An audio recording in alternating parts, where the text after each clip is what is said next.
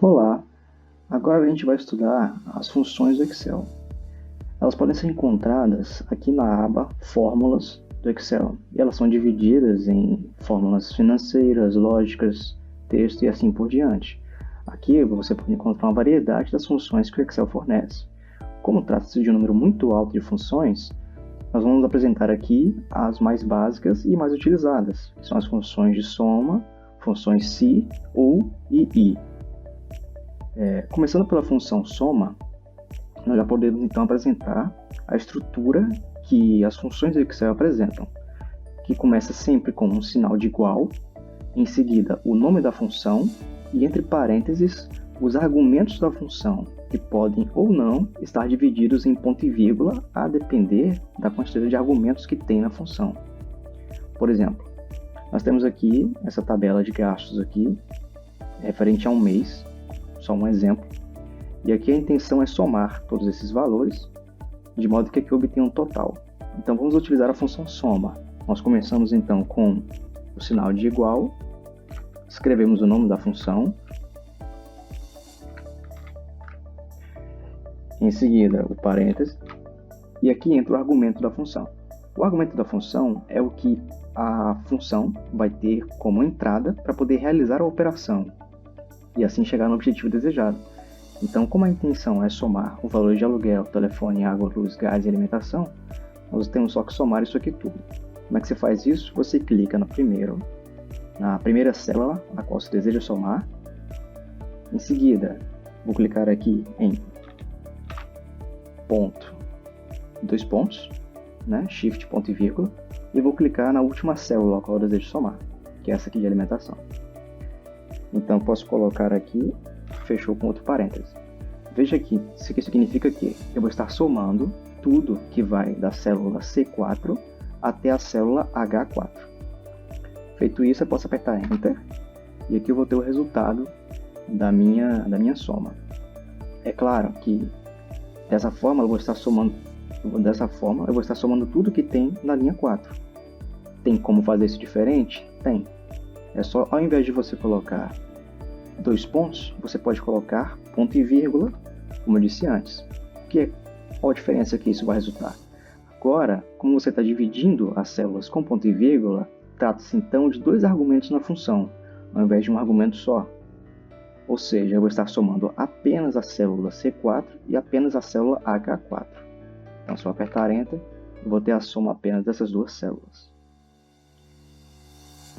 Certo, agora que nós já entendemos o funcionamento da função soma, podemos passar agora para as próximas funções, que é a função se, ou e e. Para o entendimento dessas funções, é necessário antes haver o entendimento dos comparadores lógicos, porque nessas funções i, ou e se, existe a comparação entre os argumentos.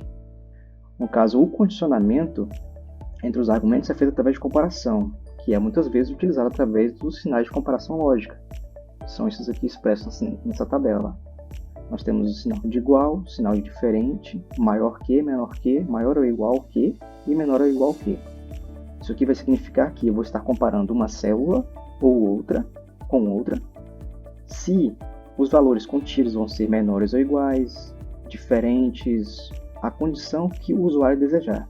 A partir dessa comparação, você vai ter um resultado que é falso ou verdadeiro, e a partir daí você pode tomar alguma atitude a depender do objetivo da sua planilha. Continuando aqui nosso estudo sobre as funções do Excel, funções lógicas ou e se, vamos começar pela função ou. A função ou ela vai ser uma função lógica na qual vai comparar no mínimo dois argumentos e vai apresentar um resultado que é verdadeiro ou falso como resposta. Então, aqui nós temos a tabela verdade da função ou seja, são as condições de funcionamento dessa função. No caso, a função ou, ela apresenta da seguinte forma, resumidamente. Ela só vai apresentar resposta falsa se todos os argumentos forem falsos. Se pelo menos um argumento for verdadeiro, ou mais de um, então o resultado que ela vai dar como resposta vai ser verdadeiro. De modo contrário, nós temos a função i, que vai também comparar, no mínimo, dois argumentos. Afinal, precisa comparar uma coisa com a outra, e aí vai retornar como resultado também verdadeiro ou falso. A diferença é que ela só vai apresentar verdadeiro se todos os argumentos de entrada forem verdadeiros. Se pelo menos um argumento for falso, então o resultado também vai ser falso.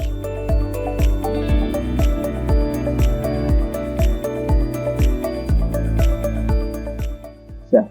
Continuando aqui nosso estudo sobre as funções ou e i, nós vamos ver aqui agora um exemplo, em que eu vou ter essa tabela de time de futebol.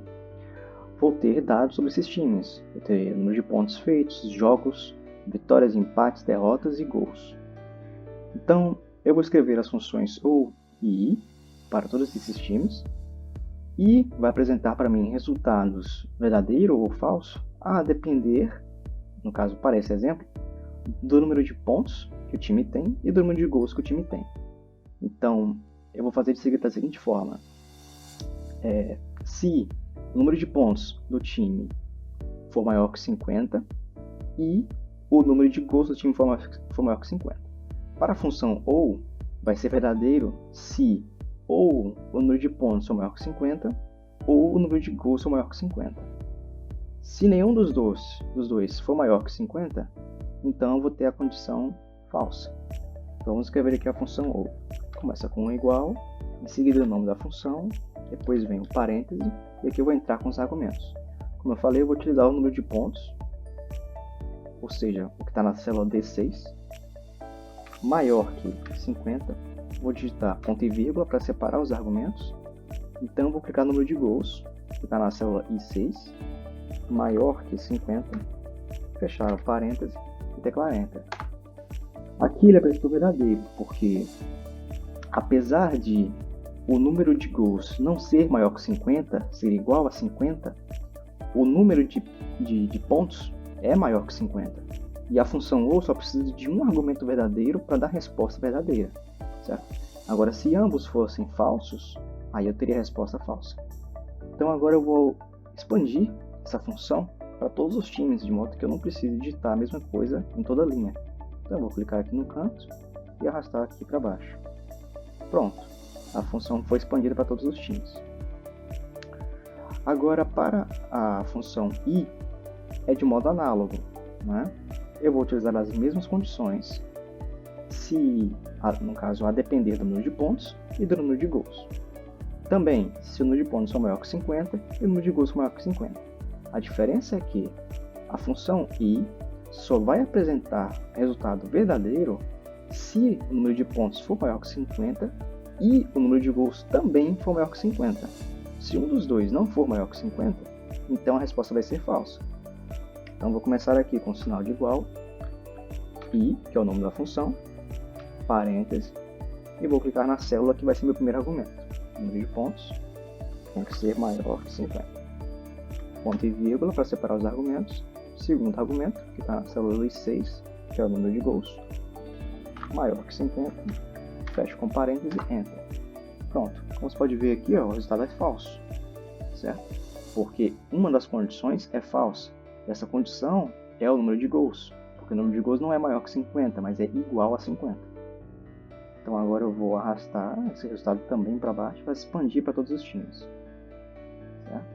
Como a gente pode ver aqui, a demonstração da função, que vai responder, no caso, verdadeiro ou falso, a depender das condições que eu vou ter e dos operadores lógicos que eu vou utilizar.